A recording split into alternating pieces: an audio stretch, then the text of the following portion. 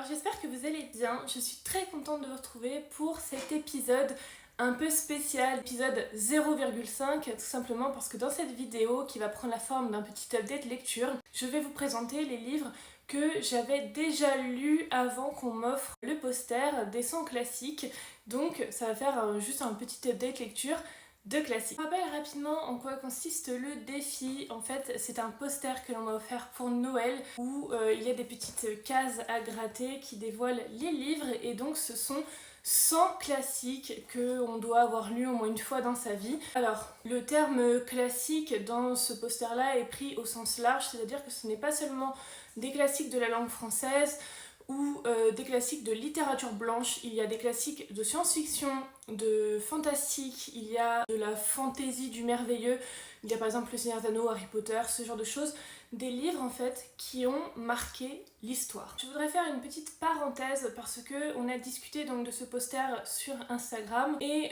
Lucie a fait une précision que je trouvais intéressante et que je trouvais importante surtout, donc je vous mets sa story ici. En fait, Lucie déplorait, ou alors ses abonnés et elle, je crois qu'elle a reçu plusieurs messages aussi, l'absence de femmes, l'absence de représentation dans ce poster. C'est vrai que il y a beaucoup d'hommes qui ont écrit, quand c'est des femmes qui sont mises en avant, c'est soit des françaises, soit des anglaises assez connues déjà, Jane Austen, Charlotte Brontë, ça ne retire rien au talent de ces femmes, mais disons que si vous recherchez de la nouveauté, de la diversité, de l'inclusivité, c'est vrai que ce poster risque fortement de vous décevoir comme il nous a déçus nous, parce qu'il n'y a pas de femmes africaines, il n'y a pas de femmes brésiliennes, enfin voilà, c'est très eurocentré, européen centré. Il y a un petit peu de littérature russe, mais encore une fois, ce sont des hommes qu'on a déjà vus. Je sais aussi qu'il y a Céline dans le poster.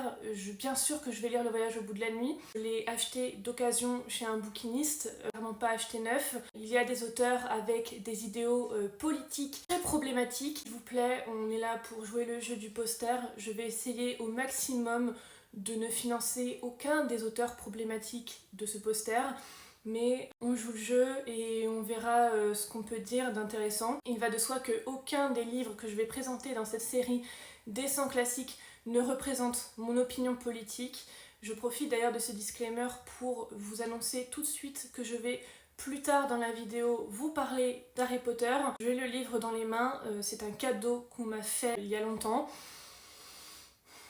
Voilà, je suis là pour parler de ma lecture de Harry Potter, je suis pas là pour parler de J.K. Rowling, je pense qu'on est tous et toutes d'accord sur la question, il n'y a même pas de débat. Voilà, donc si vous voulez sauter le passage où je parle d'Harry Potter, n'hésitez pas à le faire, je vous mets le chapitrage. Comme vous pourrez passer le passage où je parlerai plus tard, pas dans cette vidéo mais dans une autre, de Céline ou d'autres auteurs qui vous posent problème. Mais voilà, dites-vous bien qu'on est là juste pour jouer le jeu, qu'on n'essaye pas de financer ces gens-là, ni de leur faire de la publicité de toute façon. Voilà, on essaye de lire des classiques et de passer du bon moment, c'est tout. Alors maintenant que j'ai juré que mes intentions étaient bonnes, je vais vous remontrer encore une fois à quoi ressemble le poster. Donc voilà, c'est ceci, vous voyez j'ai quelques petites cases de cocher. Pas grand chose, et en plus de ça j'ai oublié de gratter les cases de la dernière vidéo, donc bon, voilà, je le ferai plus tard. Il y a une dizaine de titres à peu près, je vais vous en présenter certains dans cette vidéo, si c'est trop long je ferai en deux parties. Let's go! Alors Stefan Zweig, je suis tombée dessus quand je me baladais auprès des bouquinistes de Strasbourg, et c'est l'un d'entre eux qui m'avait conseillé de le lire. Il m'a conseillé Le Joueur d'échecs en me disant que c'était le livre le plus connu de l'auteur, et alors je vous avoue que j'ai eu un coup de foudre, mais stratosphérique, pour cet auteur. Ça a déclenché en moi une espèce de boulimie de lecture comme j'en ai rarement eu. En fait, c'est simple. J'y suis retournée le deuxième jour de la semaine où ils étaient là, et j'ai trouvé plein de livres de Stefan Zweig et je les ai tous enchaînés, vraiment j'ai coché pas mal de cases. Je pense que c'est un des auteurs de classiques que j'ai le plus lu. En fait, dans Le Joueur d'échecs, on commence sur un espèce de paquebot, alors je vais tout faire de tête, je vais essayer de pas tricher. Donc on est sur un paquebot et deux hommes vont jouer aux échecs, et en fait l'un des deux joueurs est un ancien prisonnier de guerre de l'Allemagne nazie. Et justement, les échecs l'ont aidé à ne pas tomber dans la folie, il jouait contre lui-même, etc. Ça l'aidait à supporter la torture. Et en fait, c'est devenu un excellent joueur. Enfin, il y a tout un aspect psychologique extrêmement intéressant. Et en fait, le livre est très très court, hein. Il me semble qu'il fait moins de 300 pages, ça se dévore tout seul, c'est hyper agréable. Vraiment, si vous tombez dessus en bibliothèque, vous allez, je pense, adorer tout comme moi parce que je ne vois pas comment on peut détester ce livre. Tout est bien fait, tout est bien écrit.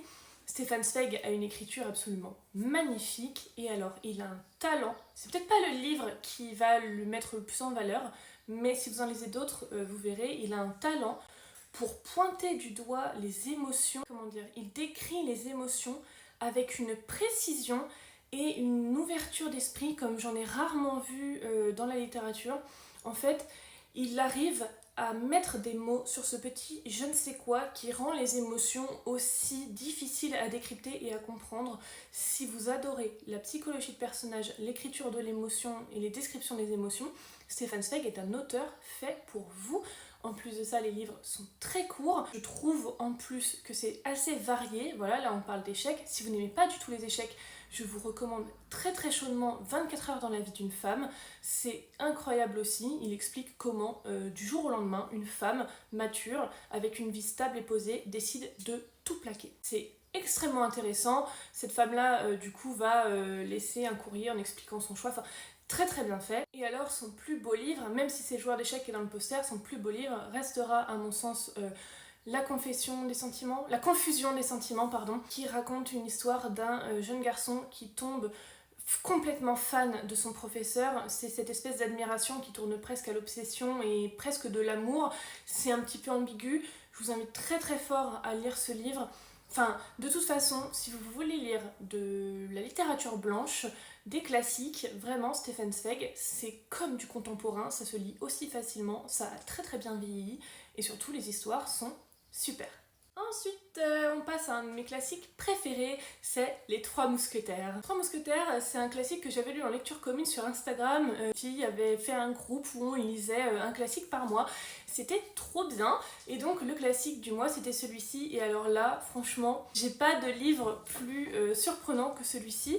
En fait, quand vous le prenez, moi j'avais une vieille version de bibliothèque en plus, c'était terrible, mais vous le prenez, c'est écrit tout petit, c'est énorme, les interlignes sont minuscules, vraiment c'est le livre qui vous donne le moins envie du monde, et en fait le livre est excellent. Si vous ne l'avez pas lu et que vous hésitez avec un classique, mais vraiment foncez quand vous avez l'occasion de lire un pavé, celui-ci il est génial. Là, si j'ai besoin de résumer Les Trois Mousquetaires, je vais faire dans les grandes lignes. En gros, D'Artagnan, un Gascon, va monter vers Paris pour devenir mousquetaire. Il rencontre les fameux trois mousquetaires, donc Athos, Porthos et Aramis. Il y a du complot politique entre la France et l'Angleterre, entre le cardinal, le roi, la reine qui fait des petites filouteries dans le dos du roi, enfin voilà, il y a plein de choses. Si vous aimez les petites intrigues de cour, les scandales, ce genre de choses, c'est très très bien. Les trois mousquetaires, ils ont vraiment des personnalités très différentes, très fortes, très marquées. Si vous avez vu le film, le premier est assez similaire, je l'ai trouvé moi assez proche du livre, en tout cas moi qui ai adoré le livre, j'ai vraiment pas passé un mauvais moment au cinéma. On a le mousquetaire un peu dépressif, voilà, enfin qui est un peu dans le mal, on a le coureur de jupons, on a celui qui est un petit peu plus raisonné, qui essaie de mettre un peu de coordination dans tout ça, et bien sûr on a D'Artagnan qui est jeune, qui fait des erreurs, qui est un peu impulsif, mais bon voilà, il donne beaucoup de fraîcheur et de dynamisme à l'histoire.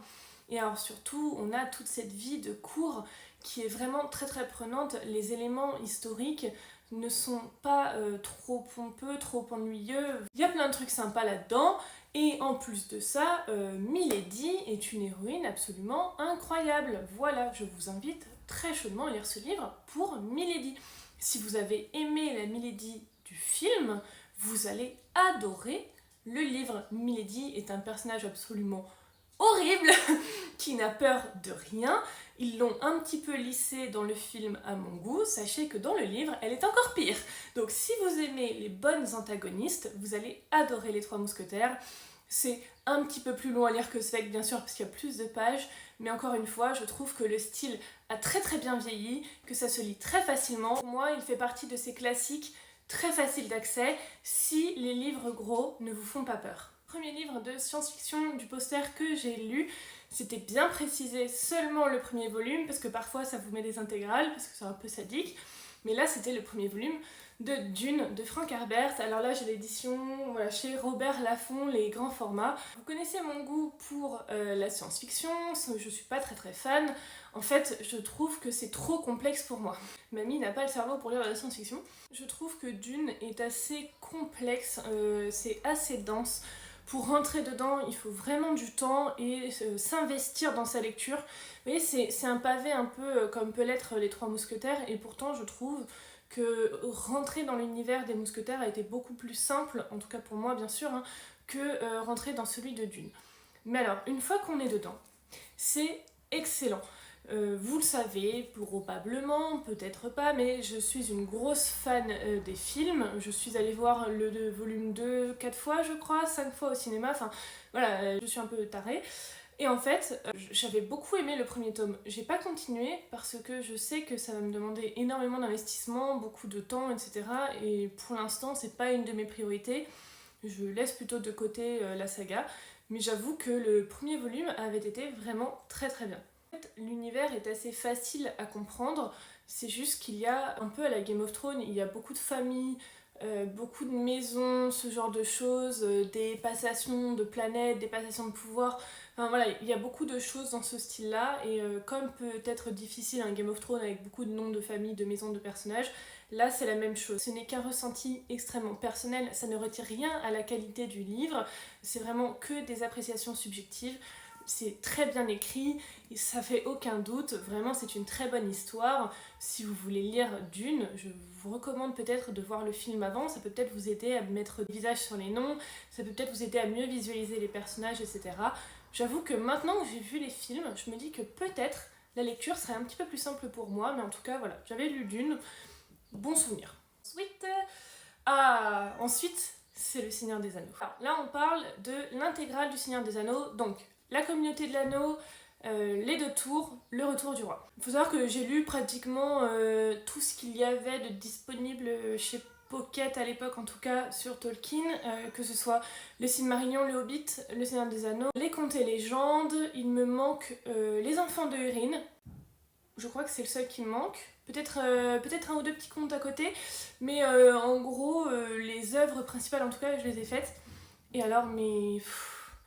Je vais pas épiloguer 1000 ans sur le Seigneur des Anneaux. Je ne peux que vous recommander de le lire. C'est extrêmement difficile à lire, je trouve. Dans les deux tours, vous avez 50 pages de description de la forêt de la Laurienne. C'est décrit jusque dans les nervures des feuilles. Il faut aimer ça.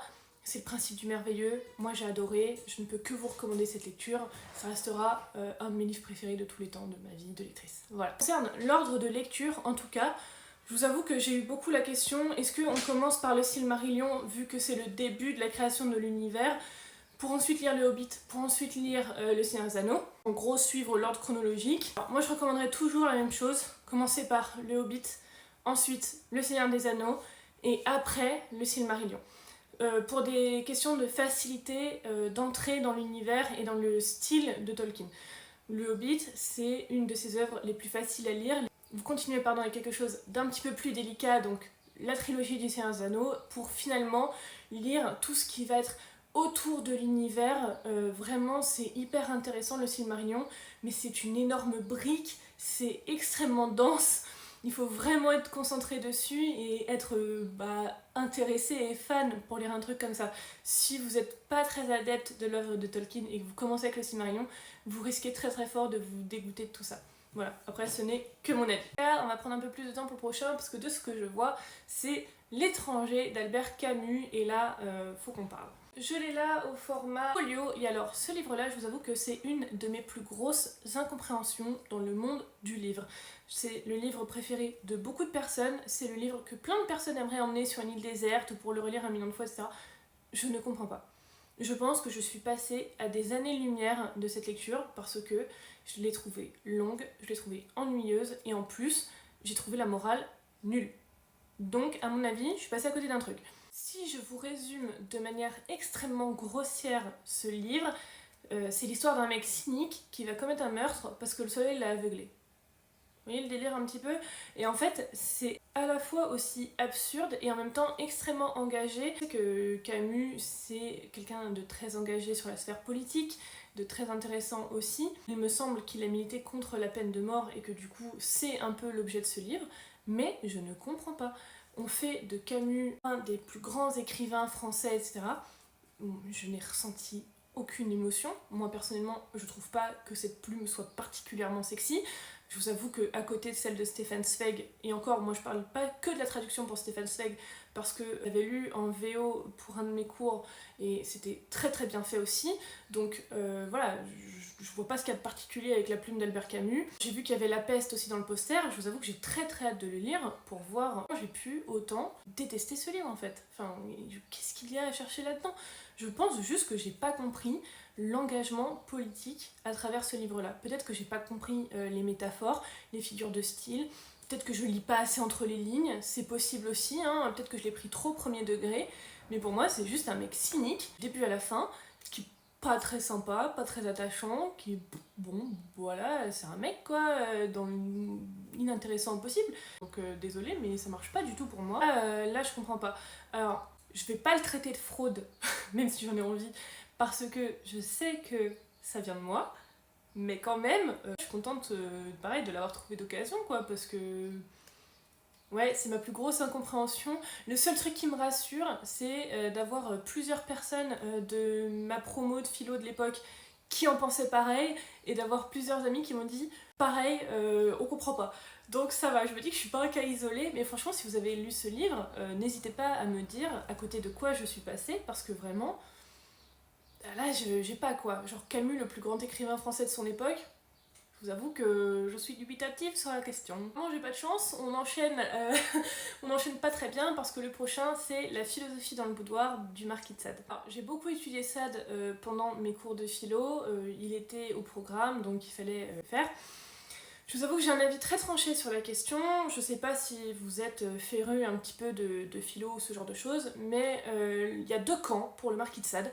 Il y a le camp de ceux qui en font un libérateur de la parole des femmes, de la question sexuelle, un homme extrêmement engagé. On a même raconté que cet homme était engagé contre la peine de mort. C'est une vaste blague, bref. Et vous avez l'autre camp qui a lu le Marquis de Sade.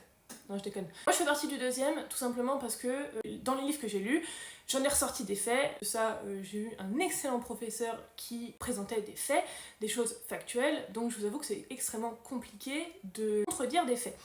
Voilà, moi quand un ami de ma promo me vend le Marquis de Sade comme étant contre la peine de mort et qu'ensuite je lis des livres dans lesquels il dit que Marie-Antoinette doit être décapitée, bon, je vous avoue qu'on a un peu de mal à me mentir sur la marchandise quand même. Il s'avère que, du coup, j'ai lu La philosophie dans le boudoir et d'autres trucs dont j'ai même pas envie de parler, et que la jeune moi de l'époque, de la fac, toute frêle et toute gentille, s'est retrouvée un petit peu bousculée. Bah voilà, si vous voulez du smut, lisez La philosophie dans le boudoir, hein, voilà, vous aurez tout ce que vous voulez là-dedans.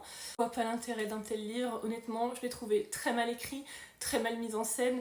Je trouve que les scènes de sexe qui sont dedans ne valent absolument rien. C'est très très triste. J'ai pas aimé du tout, vraiment, j'en garde un sale souvenir. Je suis très contente de ne pas avoir à y retourner, vraiment très très contente de ne plus lire un monsieur pareil. On continue avec une note positive parce que je vois qu'après c'est Shining de Stephen King, et là vraiment par contre on va être sur du très très lourd. Du Shining il y a 2 ou 3 ans je crois, et je m'étais même fait le kiff de lire le livre en même temps que de regarder le film parce que je voulais comparer un petit peu. Les deux sujets traités à la fois dans le film et dans le livre sont très différents, mais le livre je l'ai trouvé vraiment excellent, et je vous avoue que j'ai même eu un peu les chocottes en lisant.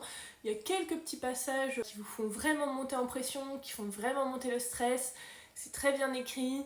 Le huis clos fonctionne à merveille, et alors la fin elle est assez spectaculaire. Je sais pas si c'est une bonne fin ou pas, je vous avoue que je m'attendais pas à ça, mais en tout cas la fin est grandiose et ça se lit très très vite, c'est assez fluide, voilà, encore le mot qui revient, mais voilà, c'est un vrai bon page turner. Si vous voulez faire une lecture d'Halloween, il est parfait pour l'occasion, ou même juste en automne, il passe très très bien. C'est un vrai bon roman d'ambiance, quoi. C'est un très bon Stephen King. Pas le meilleur, mais un très très... On est sur l'avant-dernier livre, donc c'est Ils étaient 10 de Agatha Christie. Je l'ai écouté, en audio l'année dernière. Je trouvais ça très très bien. Je suis pas une grande amatrice de polar, policier, etc. Mais je suis contente d'avoir découvert un livre d'Agatha Christie, parce que j'en avais lu aucun. J'ai trouvé ça très bien fait, je me suis laissée porter. Je vous avoue que moi j'ai rien vu venir. Après, je suis très très nulle en polar, donc vraiment c'est pas très dur de me surprendre. Voilà, je savais pas qui était le coupable, du début à la fin, moi j'étais genre oh là là, ils ont tout de suite tête de coupable, qu'est-ce qui se passe? Heureusement qu'ils se font éliminer les uns après les autres, comme ça ça réduit les choix et je peux essayer de deviner. Mais voilà, ça se lit très très vite, c'est très agréable, l'audio est très sympathique aussi. Voilà, j'ai rien à dire de plus. Simple, facile, efficace. Crime et châtiment, je vais essayer de mettre des mots assez précis sur l'amour inconditionné que je porte à ce livre. Je vous avoue que là j'ai dû réécrire un petit peu parce que si je laisse mon cœur parler, ça va aller dans tous les sens et je vais juste vous dire que le livre est incroyable, ce qui n'est pas le but. Déjà, le résumé. On suit un jeune garçon qui s'appelle Raskolnikov, surnommé Rodia, et donc on va rester avec Rodia. Il a 23 ans et en fait il va tuer une vieille femme usurière auprès de laquelle il a énormément de dettes. Les thèmes abordés, on va parler de la misère familiale, de l'alcoolisme et aussi de l'échec de la politique socialiste russe de cette époque. Où on va parler de la moraline de bas étage. Clairement, les moralistes de l'époque de Dostoïevski et même d'avant, on va dire, en prennent pour leur grade et à juste titre. Suite à ce meurtre, le livre va prendre la forme d'une enquête policière dans laquelle vont s'imbriquer toutes les réflexions philosophiques que peut se faire Rodia. En fait, on va avoir pas deux points de vue, mais on va sentir deux pans de l'histoire. Ce moment où Rodia va se remettre en question, réfléchir, questionner son acte, et le moment où il va vivre l'histoire, donc où il va y avoir l'enquête, la recherche d'indices, etc. Alors je trouve que Dostoïevski décrit avec brio la longue descente aux enfers de ce personnage absolument incroyable qu'est Rodia, un des meilleurs personnages de littérature blanche à mon sens. Il est facile dans le top 10, peut-être même dans le top 3 à voir. Donc il décrit la décadence physique aussi que peut provoquer un tel assombrissement de son esprit suite à son acte et aux réflexions qu'il va se faire. Vraiment on voit Rodia passer de ce jeune étudiant de 23 ans un peu en galère mais qui étudie, qui fait des trucs, à cette espèce de... ouais, je vais pas dire déchet parce qu'il est... Mais en fait, c'est ce qu'il devient. Il devient vraiment, vous savez, sale, il devient alcoolique, il se coiffe plus. Enfin, vous voyez ou pas? C'est vraiment l'esprit va dépeindre sur le physique. Déjà, ça, c'est excellemment bien écrit. Le livre est très actuel. Il parle de sujets qui peuvent encore nous parler aujourd'hui. Parce que la morale, c'est à toutes les époques. Et surtout, il frappe pile là où il faut. Il est très précis, très piquant. Et je vous avoue qu'il y a des passages que j'ai relus plusieurs fois, tellement ils étaient puissants. Les monologues de Rodia sont absolument sublimes. Pareil, je l'ai été relu plusieurs fois. Je vous avoue, j'ai même mis des petits post-it sur les passages que j'aimais. Je me suis même hésité à vous incruster des citations dans la vidéo pour vous donner envie, etc. Mais j'ai pas envie de gâcher le livre. Je préfère que vous les découvriez par vous-même parce que je vous avoue que moi, quand j'ai pris ce livre-là, je ne savais absolument pas dans quoi je m'engageais. En plus, moi, j'ai vraiment une toute vieille version, vraiment toute nulle. Je suis même pas sûre que la traduction soit très sympathique. Non, le traducteur, c'est pas le meilleur que j'ai. Je peux vous mettre ça dans la barre d'infos, mais il y a un traducteur spécialiste de Dostoïevski qui fait ça très très bien, qui rend très très bien toute la beauté de sa plume. Donc voilà, je vous mettrai ça en barre d'infos. Franchement, l'épilogue, moi, il m'a brisé le cœur. On est noyé par l'injustice d'une justice à la morale étriquée et aux principes douteux, très limités. Vraiment, l'épilogue, oh mon dieu, c'est tellement triste, c'est tellement injuste. Franchement, c'est absolument scandaleux. Mais de toute façon, il n'y a rien qu'on peut faire, c'est une fatalité.